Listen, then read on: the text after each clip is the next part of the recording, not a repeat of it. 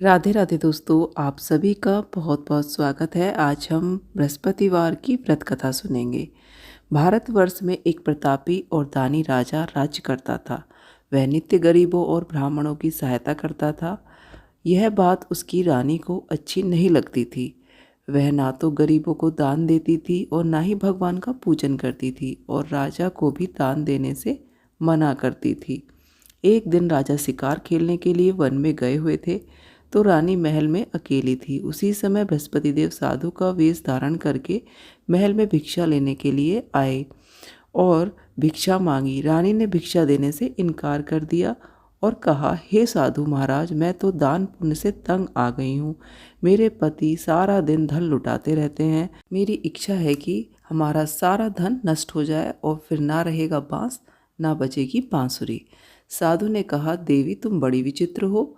धन संतान तो सभी चाहते हैं, पुत्र और लक्ष्मी तो पापी के घर भी होने चाहिए।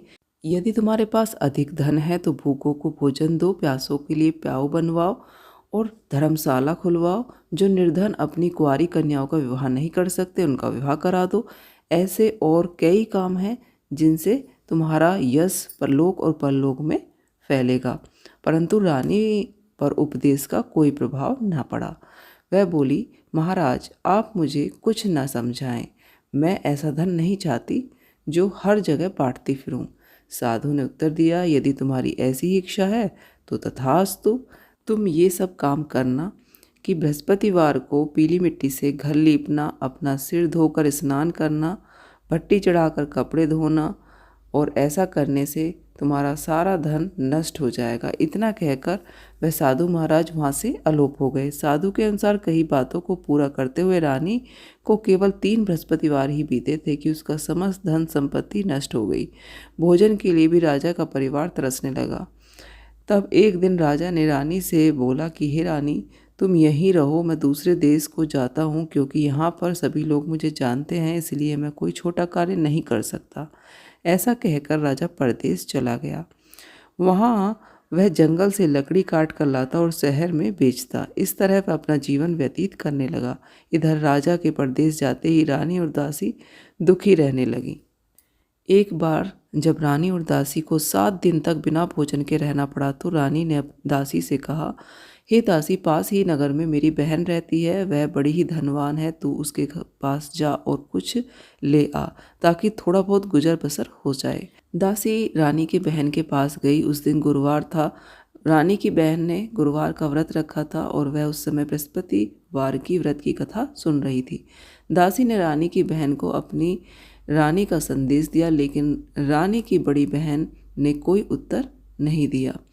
जब दासी को रानी की बहन से कोई उत्तर नहीं मिला तो वह बहुत दुखी हुई और उसे क्रोध भी आया।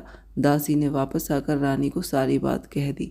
सुनकर रानी ने अपने भाग्य को कोसा। उधर रानी की बहन ने सोचा कि मेरी बहन की दासी आई थी, परंतु मैंने उससे नहीं बोली, इससे वह बहुत दुखी हुई होगी।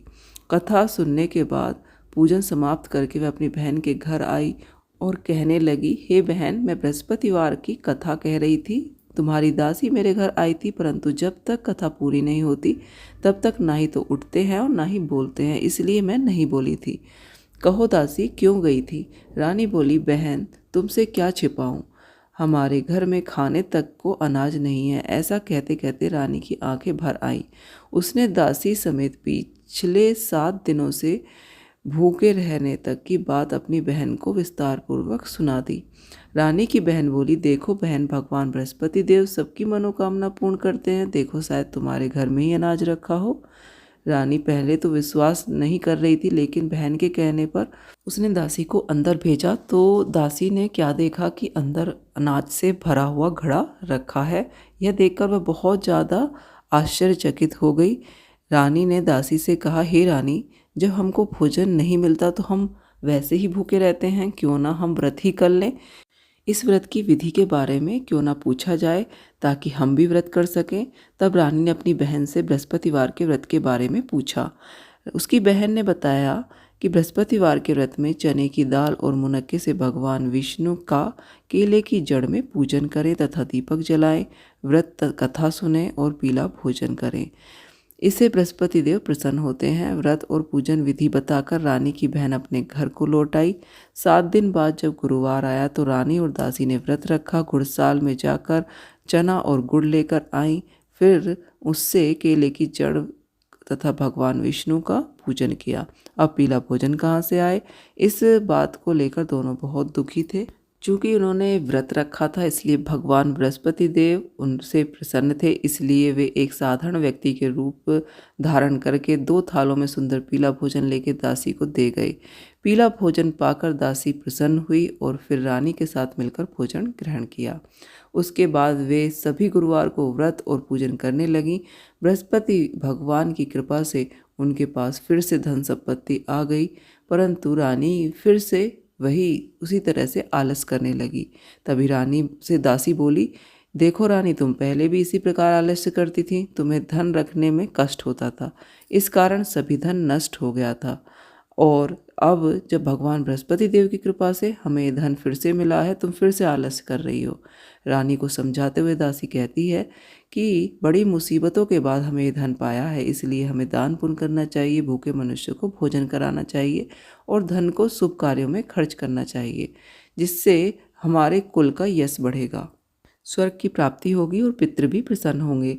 दासी की यह बात मानकर रानी अपना जो धन है वो शुभ कार्यों में खर्च करने लगी, जिससे पूरे नगर में उसका यश फैल गया। तो बृहस्पति देव की कथा सुनने के बाद श्रद्धा के साथ आरती करनी चाहिए और उसके बाद प्रसाद बांटकर उसे ग्रहण करना चाहिए। बोलो बृहस्पति देव भगवान की जय। जय श्री कृष्ण।